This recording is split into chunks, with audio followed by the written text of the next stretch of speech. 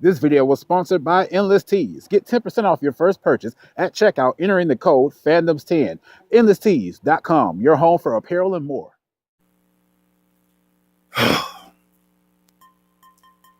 What's up, everybody? You know what it is time for.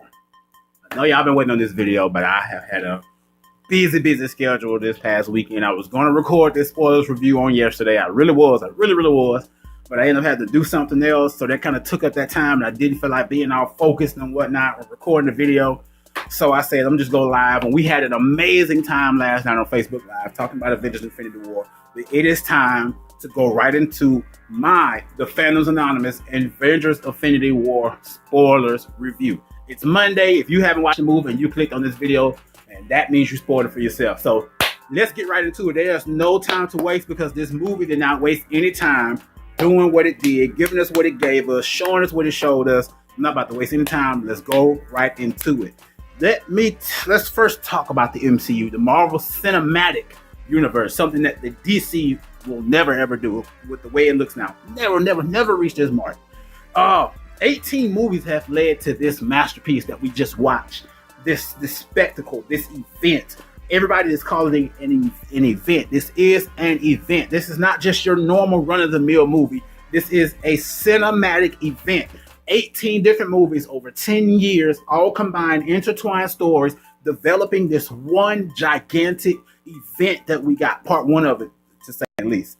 Let me tell you how I knew this movie was going to be serious. Of course, we know it's going to have a serious undertone. We're dealing with Thanos. We're dealing with the Infinity Stones. We're dealing with the Infinity Gauntlet.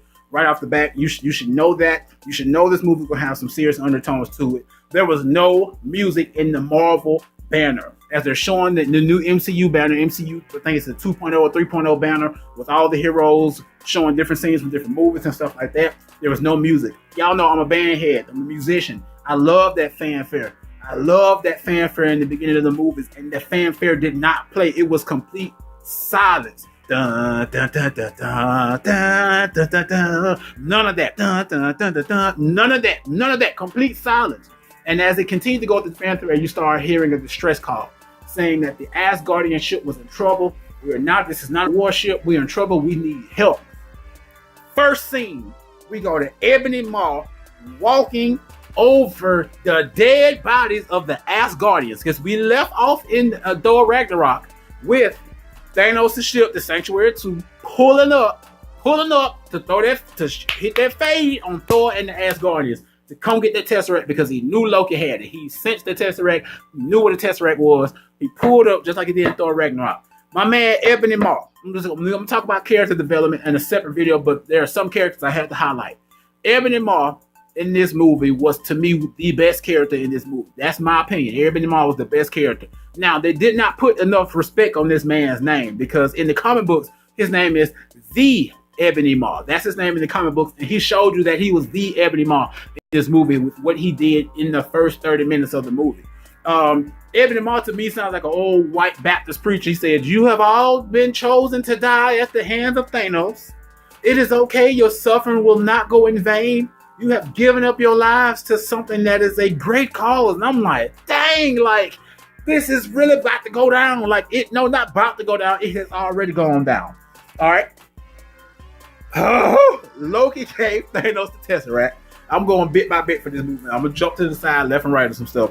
Loki ended up giving Thanos the Tesseract, and Loki was trying to trick him. He's like, "We have a Hulk." And he said, that was the same line that Tony told Loki in the Avengers movie. He said, "What else? We have a Hulk." Hulk comes in. He starts going in on Thanos. He, doing his Hulk thing. Thanos pauses for a second, and Thanos starts Muhammad Ali, Floyd Mayweather, MMA, rope-a-doping Hulk to just beat Hulk down, like just straight pulverize Hulk. I mean, Thanos, he in boxing stance. I'm talking about uppercut, up, left, right, like somebody was controlling Thanos with a doggone video game controller. Thanos was not playing with him. So Hulk got knocked out. Hulk was done. He was over with. There was no more Hulk for this movie, literally. Loki told Thanos, he was like, "Hey, I'm gonna help you on Earth. Like, right now I sense that I might die. Let me help you get around Earth, because I've done this before. And Thanos was like, but you failed. You did not succeed. So I really definitely don't need your help. What happened though in the between that was Heimdall end up sending the Earth, and then Thanos turned around and killed Heimdall. So that right there at the beginning of the movie killed all speculation and killed all theory about the fact that Heimdall had the Soul Stone because he could see all the souls of the nine realms. That killed it for me because I was pretty sure that Heimdall was going to be the one that had the Soul Stone. I really did. But, woohoo! All right, so then Loki tried to trick Thanos and stab him, but Thanos used the Space Stone to stop him in his tracks. Thanos ended up killing Loki, taking the Tesseract, busting it open. Well, he already busted it open because he had the Space Stone. And then blew up the ship with the Power Stone and left. Got up out of there. So Thor just floating around in the air. So we then move. We in New York now. This movie moves. It moves from beat to beat, and it does not miss a beat. It does not make you feel confused. It hops. You know why it's happening. You know where it's going. So Strange and Wong were talking. Hulk ended up falling through the roof and said, Thanos is coming. Strange was like, who? Who you said coming? Hulk Banner right now is just terrified. We get Pepper and Tony. They were in the park talking, and Strange hit that sling ring and opened up a portal and said, Tony Stark, you need to come with me. He's like, who are you? He's like, look, it's important.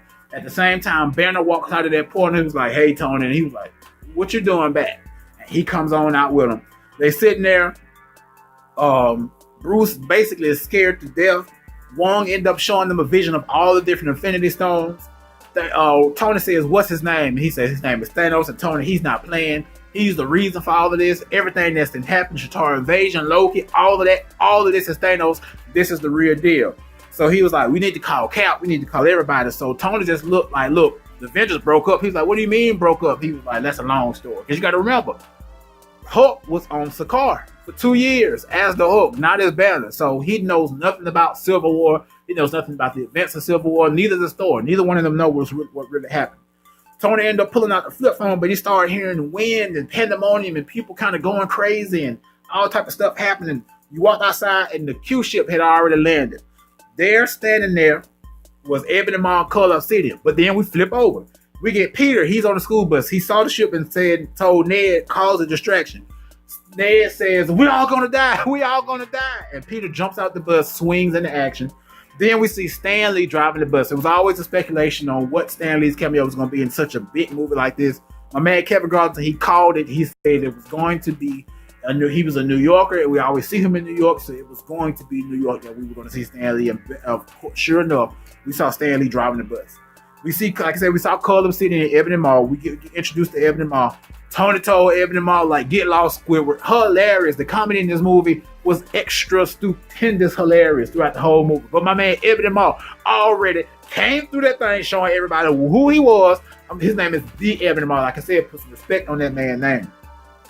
Bruce could not turn into Hulk, and Tony said, come on now, you're embarrassing me in front of the Wizards. Because now we got Strange and we got Wong. They ready to go against them. You got Tony. He hadn't activated that suit yet. That new nanotech. They did call it Bleeding Edge. They call it nanotech. Okay. I don't know if that title is trapped up in there somewhere, but The Ebony Maw is like mad powerful. He is the most powerful out of all of the Black Order. Like he pulls no punches. He plays no games with his telekinesis. Tony pulled out the new armor, and the nanotech has extra cannons and lasers. He can basically, with his mind and within the suit, choose what he wants to create with the nanotech. All right, so Ebony Maw roped up Strange. The Strange was then transported to the Q ship by Maw, but at first Strange got away because the cloak that Strange has on slipped him on away and had him going around. And then Tony was like, Spider-Man, look, there goes the wizard, go get him, because he's just flying around. Go get him, keep him from going. But Ebony Maw, of course, ended up getting him. Spider-Man went after Ebony Maw on the ship. Tony called for the Iron Spider armor to get on Peter. Peter, at this time, had got to the ship and was hanging on to Doctor Strange. He's floating in the air. He's on the ship, crawling up the ship, and he's starting not to be able to breathe because now they're going outside of the atmosphere. So he says, look, just fall back. I'm going to catch you. Iron Spider armor combs all over Peter. Peter got the brand new shiny Iron Spider armor. It's about to go down. All right. The ship flew off into space, but like I said, Peter held on. Because what Tony did after he got up there, he was like, look, I ain't get up there fast enough. He said, give me a little bit. He said, Friday, give me some more boost. His feet combined together, turned into a boost, and he just rocketed on up to the ship. He then told Peter to go home and of course activate this because he can control the suit. Had a parachute to come off of Peter's suit and then flew him back. But like I said earlier, Peter held on. We got Bruce. He ended up getting on the phone to call Steve because Wong was like, look, there's Sanctum unguarded. I'm not about to leave it unguarded. So whatever you about to do, go ahead. I'm not about to leave the Sanctum unguarded. So we moved to Guardians of the Galaxy, who heard the Asgard distress signal, so they decided to go to it. Groot was giving Star-Lord a lip, like Groot had attitude. He was like, put that thing, put your seatbelt on, Groot. He's like, I am Groot. Like, he was giving a straight attitude, like he needed whooping. Somebody in one of these pages, shout out to the Post Infinity War Therapy group that was created. Somebody said Groot needed the belt put to his behind, and it was right. You were absolutely right. Thor ended up hitting the windshield like we saw in the trailers, and that's another thing we're gonna talk about in a separate video. Drax says they got Thor. He's laying down. Drax, he says, "What's wrong with this dude?" Drax says, "Like, no, this is a man, a very muscular man. You are a dude, Peter." He's like, "Peter, you are the dude. This is a man." And then Gamora's like, "It's like his muscles are made out of some type of alien fiber." And Star-Lord was like, "Look, nah." He was like, "Yeah, you have." Drax like, "You have put on a little bit of weight." He was like, "You think I put on some weight?" The Guardians comedy started off right then. Star-Lord was kind of jealous of Thor on the ship, all strong and muscular and brash or whatnot. He started mocking Thor's voice, which was freaking hilarious. He was like, "I'm not mocking you. This is how I talk." And Rocket was like, "Quill, did you deepen your voice?" He's like, "No, I did not deepen my voice." Hilarious. Thor then told him that Thanos was going to nowhere. So Thor, Rocket, and Groot are going to Nidavellir. Nidavellir is where Thor knows he needs to go to get his new weapon built. He knows that's where Mjolnir got built. That's where a lot of stuff got built. He knows that's the place he needs to go visit the dwarves. And the rest of the Guardians, they're going to nowhere because they know that Thanos is going to nowhere to get the Reality Stone from the Collector. Because that's where two of the Warriors, Sif and one of the Warriors 3, brought the Reality Stone to at the end of Thor: The Dark World.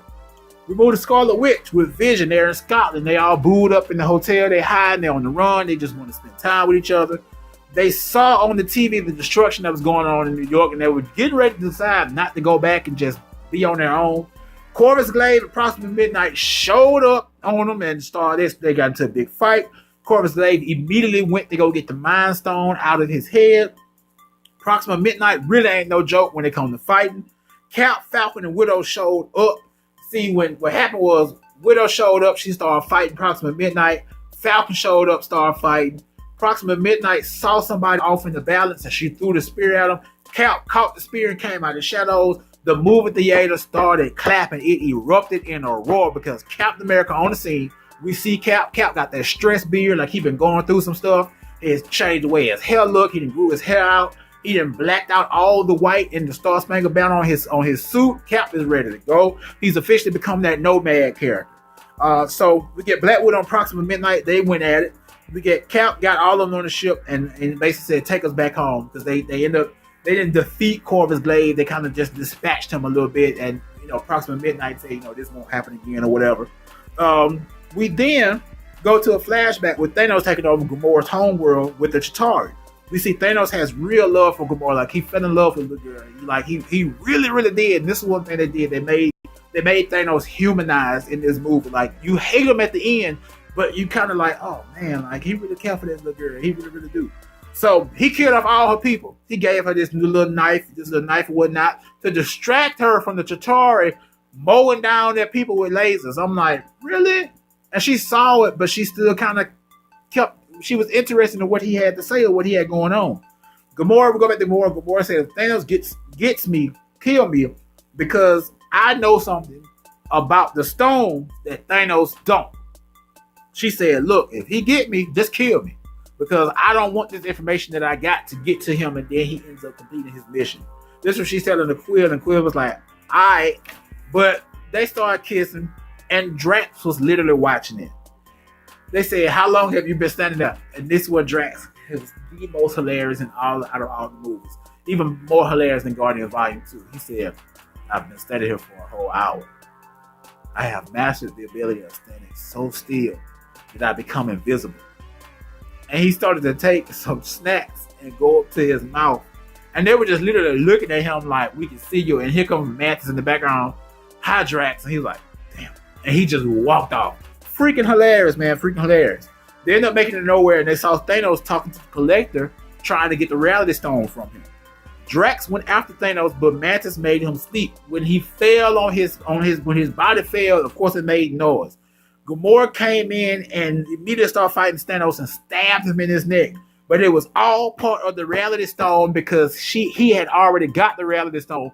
And what was funny, of course, the Collector wasn't there, but as the mirage of the Reality Stone disappeared, the Collector was like, and as he just kind of floated on away, kind of like everybody else did at the end of the movie.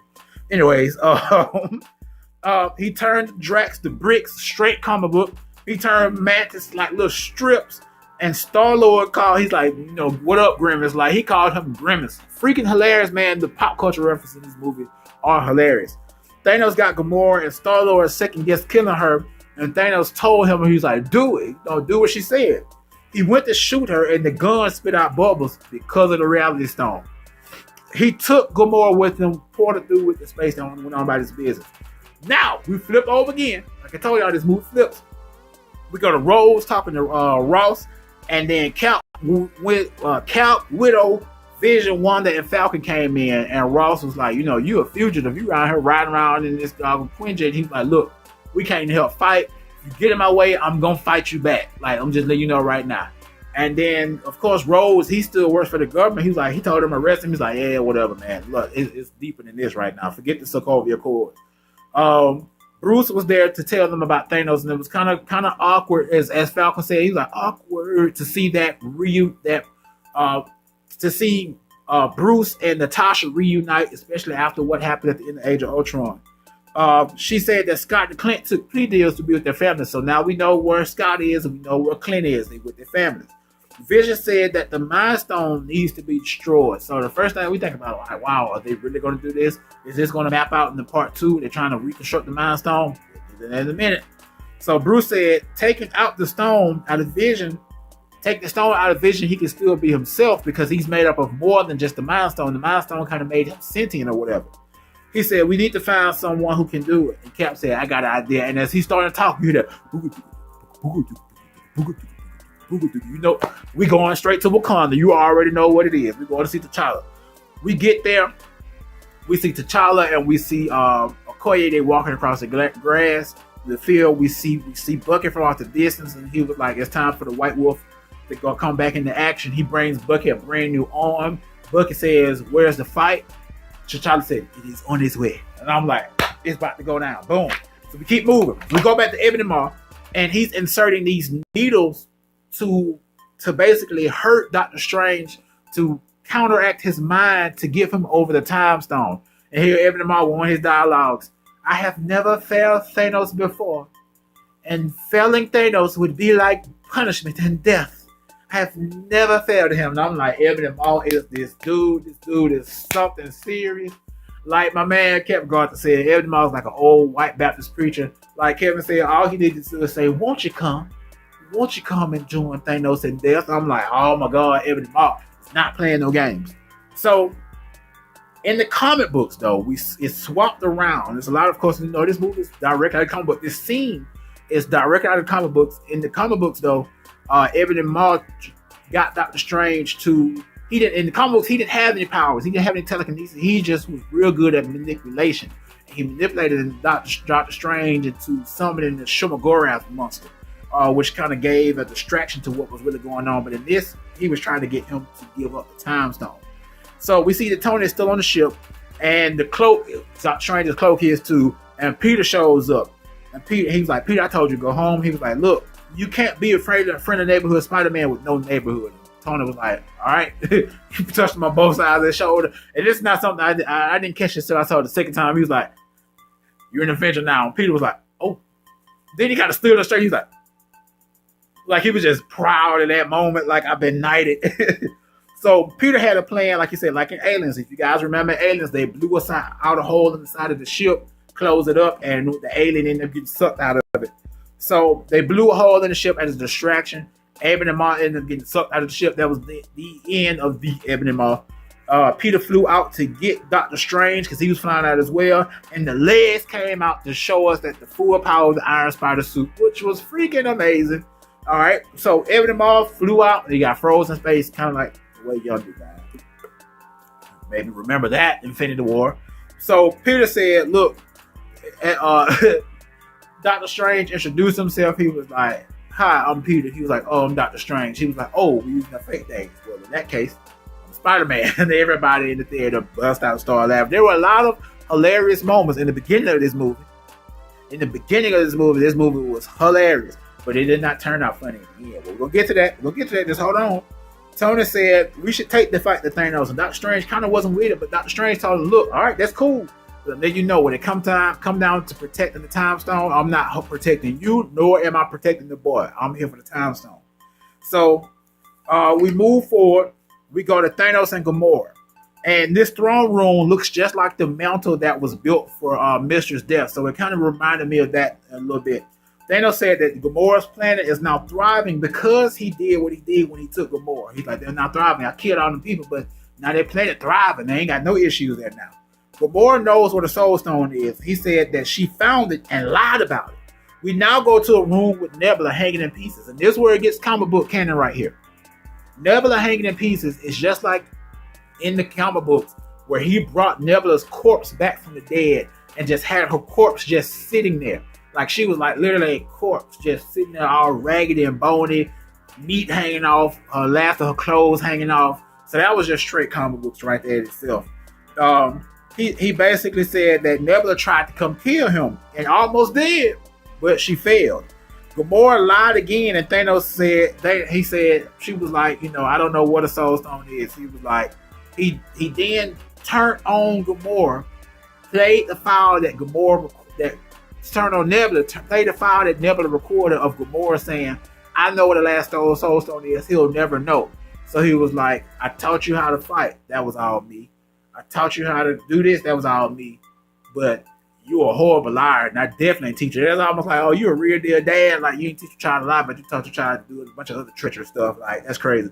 So, like I said, he played the file. She's like, "I know what the map to the Soul Stone is, and the Soul Stone is on a planet called Formir." Oh, buddy, that's where it get really interesting. Then we flip back over. We go to Groot, Rocket, and Thor. Thor said, "Thanos has beat me." Rocket said, "Thanos hasn't beat me." Rocket said, "He did." Thanos said, "What?" Thor said, "Well, he hasn't beat me twice." Hilarious moment.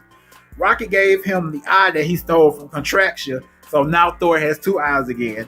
They made it to Nevertheless, and Groot is still playing that game. Groot like been playing that game the whole movie, like ain't studying nothing that's going on. Eitri came and attacked Thor, and he said that you were supposed to protect us. Now, Eitri played Peter Dinklage's character. Now, I didn't know that the dwarves were like insanely huge in the comic books. I did not know that. He's like bigger than everybody else, like, and it's kind of funny because Peter Dinklage is okay. Anyways, he actually made a gauntlet for Thanos. Now, there's no telling when this gauntlet was made. Now, this is where it got interesting for me because it was like, did I catch a plot hole here, or is this something else that happened? Now, Thanos came and got a gauntlet made from Eitri. He told him that he wasn't going to slaughter his people. He said, "If I do this, don't slaughter my people." He slaughtered everybody except for him and told him that he was valuable, but messed up his hands where he could not do anything with his hands, couldn't make anything else for anybody.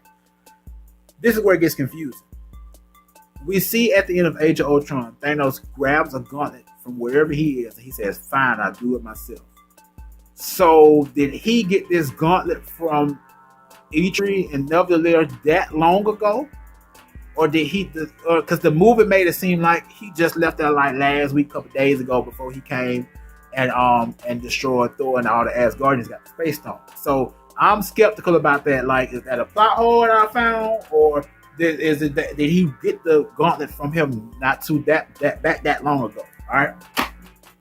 We go back over to forward. Nebula got loose from her cages because at this time, Gamora and Thanos had left. And she sent a message to Mantis for them to meet her on Titan.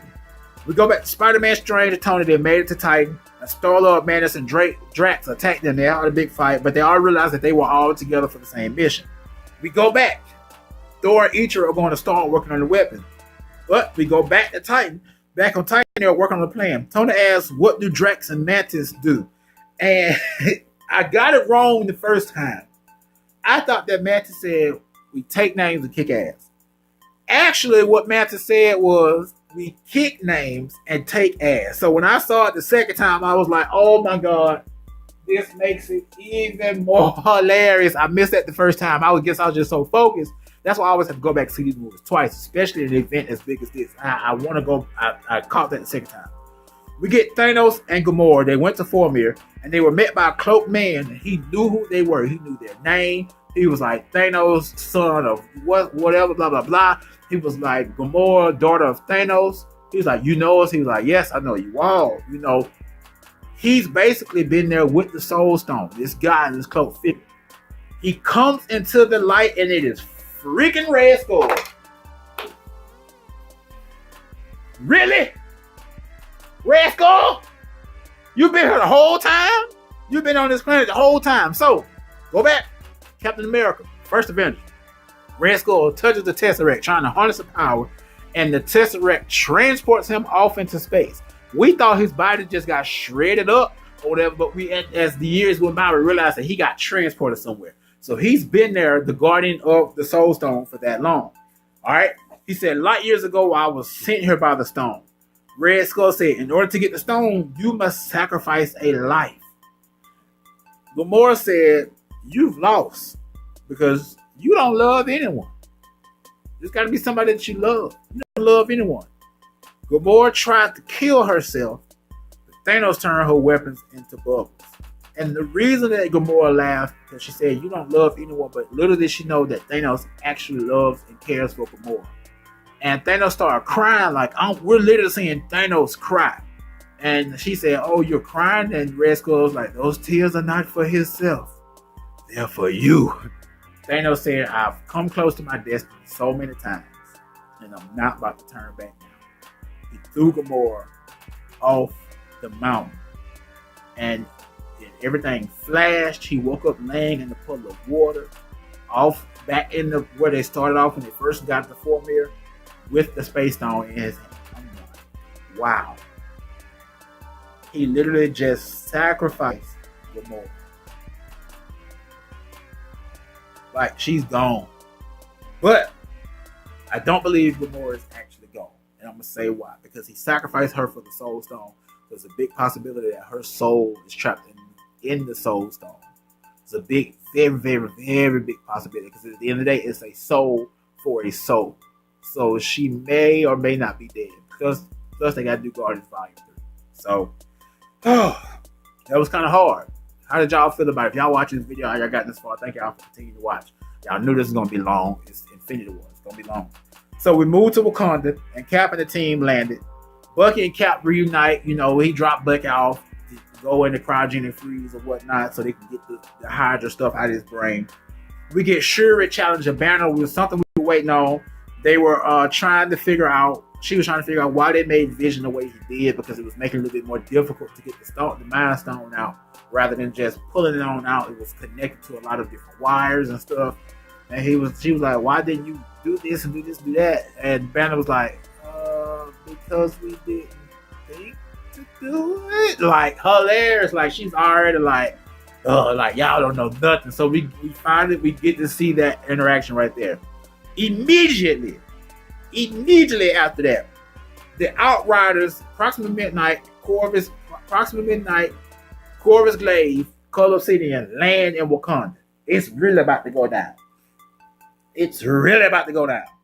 T'Challa said, engage our defenses and get this man a shield. I'm like, oh, it's about to go down. We about to get the fight. We go back to Thor.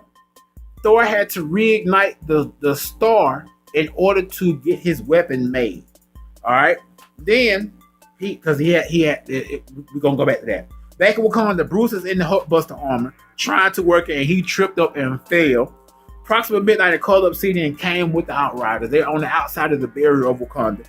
Approximately midnight, called the Outriders to battle. They came out all nasty looking, like they was nasty looking beasts. T'Challa yelled, "Ya Bombay!" And I was like, oh shoot, about to go down. Like everybody, troops in Wakanda was ready.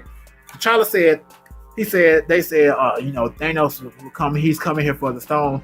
T'Challa said, the only thing that Thanos will get is dust and blood. And I'm like, oh, it's about to go down in Wakanda.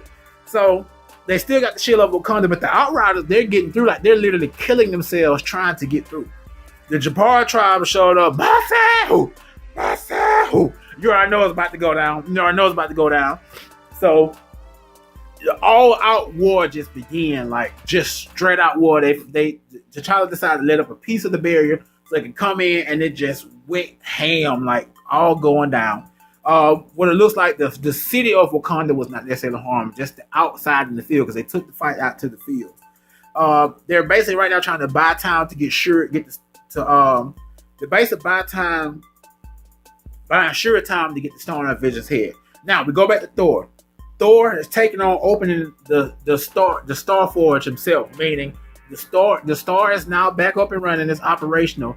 The forge broke, so Thor had to hold the forge together, and the power of the star literally came through Thor's body. Even though Thor's a god, there's only so much he can take. So like he's taking on the full power of the star. He's pulling it together so that the star stays open, so it melts the Uru metal, so they can make a Stormbreaker.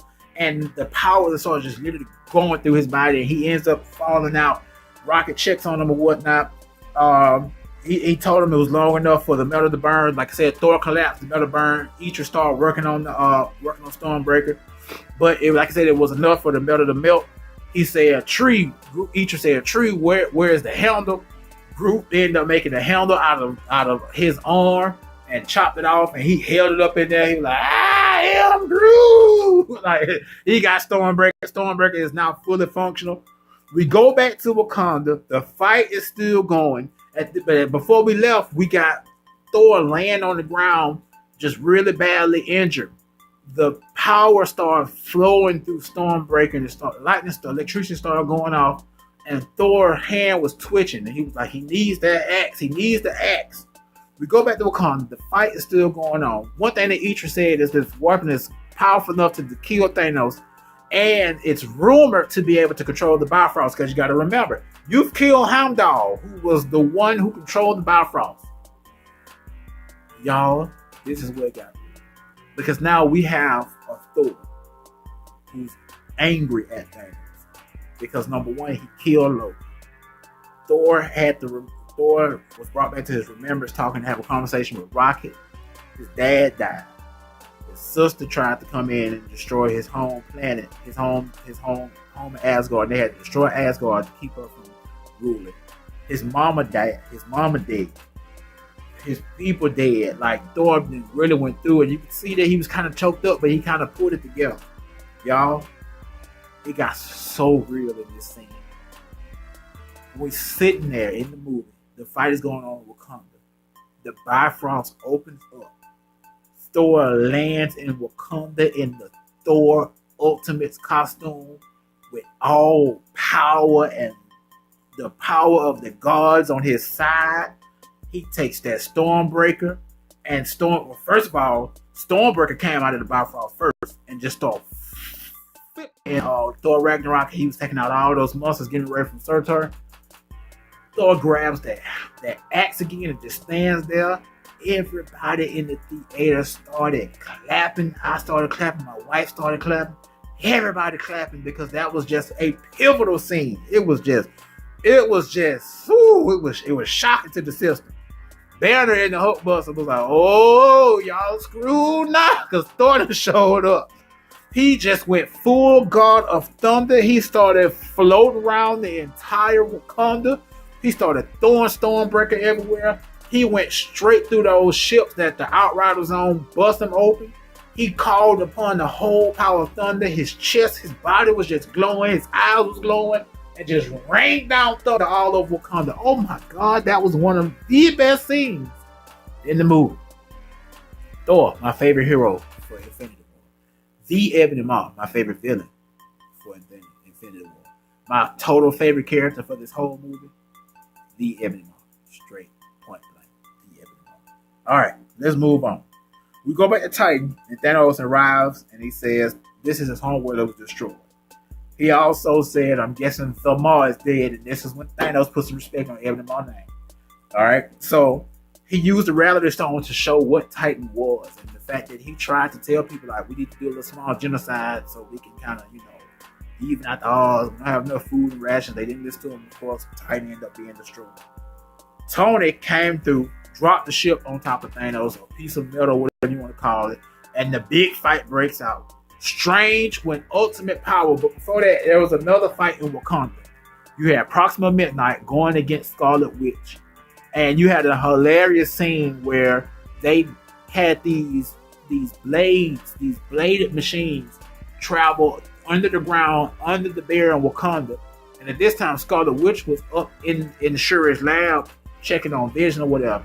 And once she saw that, she came right on out there and dispatched all those bladed weapons. They kind of like big old lawnmowers from Wakanda or whatever. But of course, they were from the Outriders from Proxima Midnight now. And Okoye was like, wait, she was up there the whole time? Everybody bust out and saw that happen. And my wife had literally just said that before Scarlet Witch came out. But you got this big fight.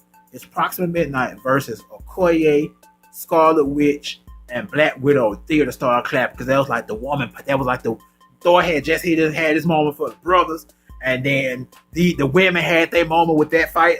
Awesome fight. We're back on Titan, and Strange, when Ultimate Doctor Strange, he been practicing those mystical arts. He doggone did the Shinobi, straight up doggone Naruto.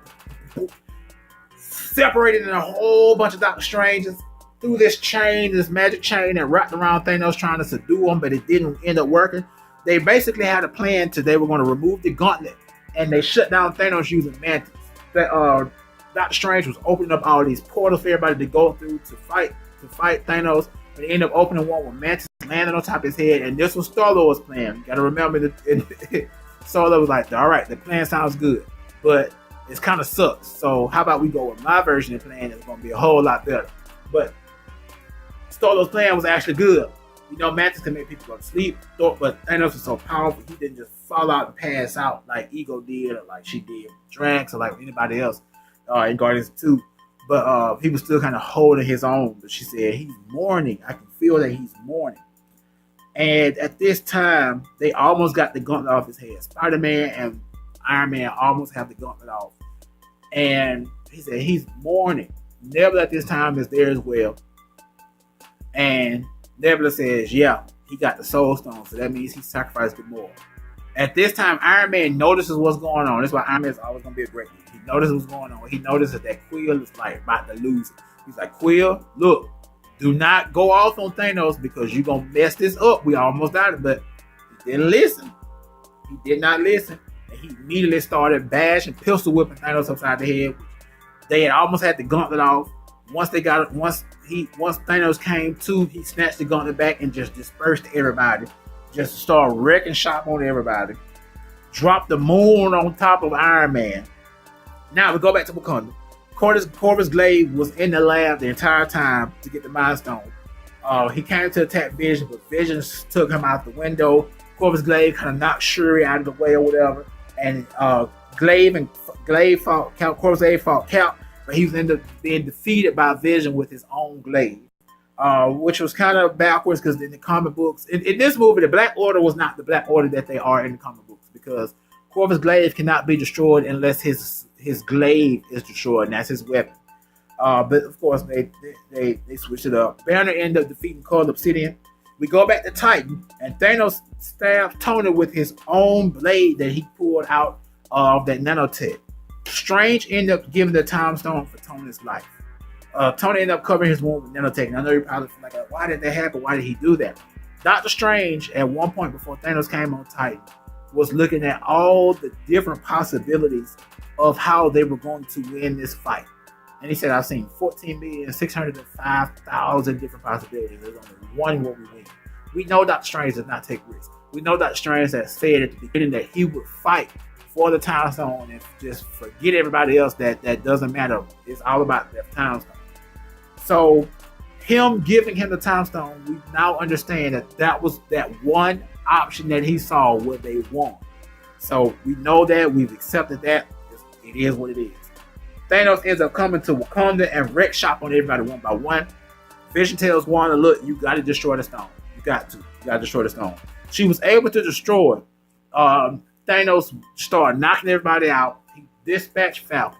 He stole Iron Man to the side. He punched Cap out. He knocked out Black Panther. War Machine. He knocked out Bucky. He just took everybody out basically.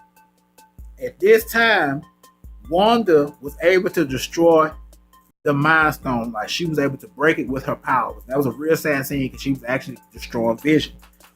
He ended up using Time Stone, brought Vision back, and snatched the stone out of Vision's head. And Vision literally turned into gray like a pencil lead.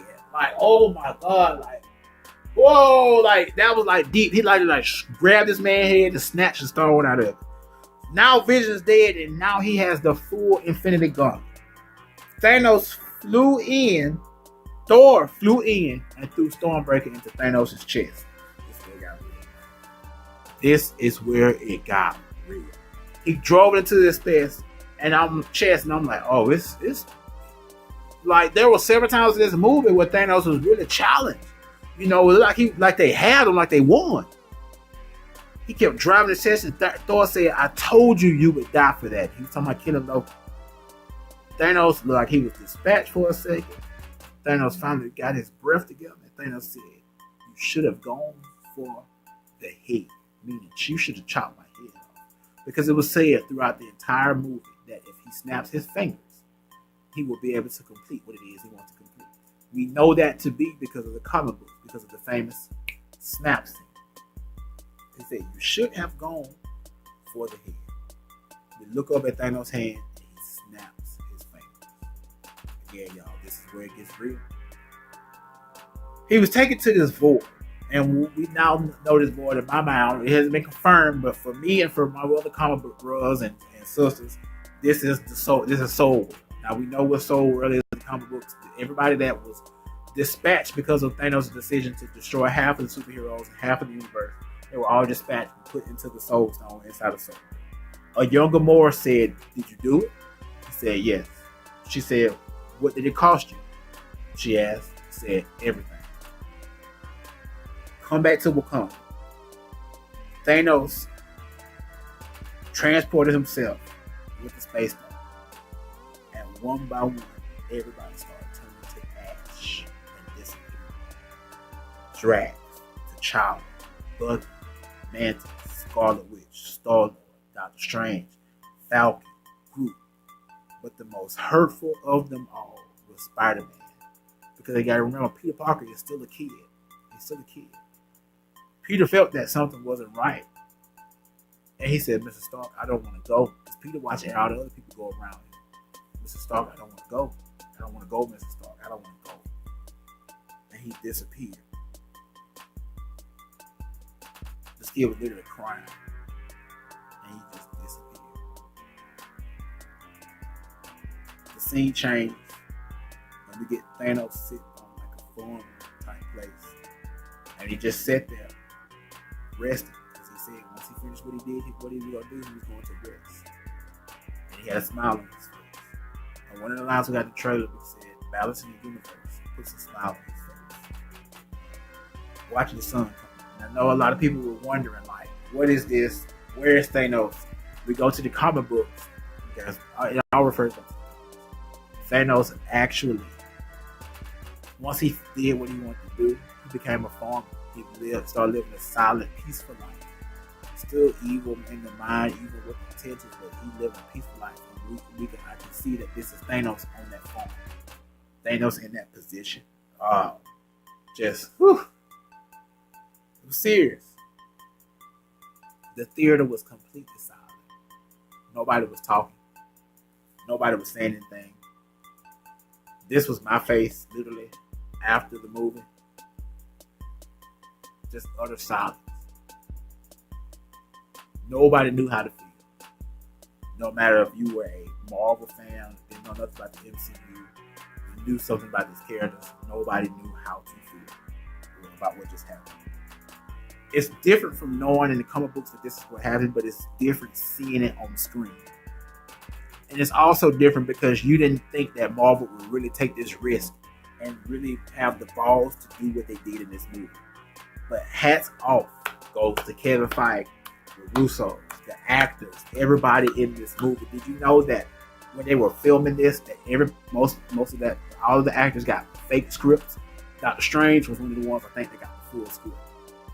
But mainly most of the actors got fake scripts so they would not know what was going on. A lot of the actors did not really see what happened until they saw the full movie. Just this past week. That's how deep and how serious and how secretive they were doing the whole Red Skull stuff. People really didn't probably know it was Red Skull because they didn't say Red Skull's name in the movie. Oh, as you all know, all Marvel movies have end credit scenes. I'm getting ready to wrap this up because it's been going on about 45, almost 50 minutes. All movies have end credit scenes. Nick Fury and Maria Hill are driving a car in New York. A car runs in front of them. An airplane crash. Maria Hill gets out of the car. She looks in. She goes to the car and Fury says, "Is the person okay?" She said, "There's nobody here." Behind them, a helicopter crashed. Right there, Maria Hill started disappearing. People around Nick Fury started disappearing. Nick Fury runs to the car because he could tell something was about to go down, and he probably felt himself going too. He goes in, he grabs his pager. But before he disappeared, he said, "Mother," as Samuel Jackson does. He hit this pager before he did. The pager hit the ground because, of course, his body's gone. It beeped, it said sending, it said receive, and the Captain Marvel logo popped up. So that lets us know that he has contacted Captain Marvel. So we know the next movie we get is Ant-Man and the Wasp, which is going to be before the events of Infinity War. And probably the end credit scene will probably help go along with that. We know we get the Captain Marvel movie that's set in the 90s that's going to give us the background of Captain Marvel and who she is. That's all I got, y'all. I've seen this movie twice. I'm definitely going to go see it again because it was just that monumental of a movie. I want to know what y'all think about Avengers Infinity War. Please let me know in the comments below, whether you watch this on YouTube or if you watch this on Facebook. I appreciate each and everything that you guys do for this channel. We hit 1,000 subscribers. Just yesterday, we had an amazing time on Facebook Live. I'm going to do some more Facebook Lives with y'all. But what a movie. What an event. What a spectacle. What a time to be alive to see something like Avengers Infinity War from the Marvel Cinematic Universe. Again, subscribe to this channel with Famous Anonymous. We'll see you guys.